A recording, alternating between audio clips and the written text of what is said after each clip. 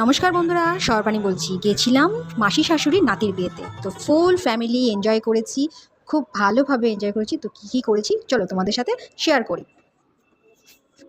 বউয়ের সাথে মিটিং বা দেখা করার পাটটা চুকে যাওয়ার পরে সবাই পড়লাম পকোড়ার পিছনে।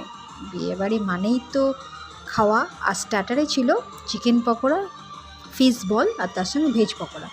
তো সবার প্রেফারেট চিকেন আর হচ্ছে ফিশ বল আর চিকেন পকোড়া নিয়ে সবাই বসে পড়লাম। বলতে পারো এইভাবেই হাতে সবার কফি আর চিকেন পকোড়াটা দিয়েই আজকের বিয়েবাড়িটা শুরু করেছিলাম। বউকে দেখছি আর বউয়ের সাথে যারা ফটো তুলছে তাদেরকে দেখছি, আর তার সাথে সাথে একটু করে করে গরম গরম কফি নিচ্ছি। ও, বিয়েবাড়িটা জমে গেছিলো বন্ধুরা, দারুণ দারুণ মজা করেছি আমরা।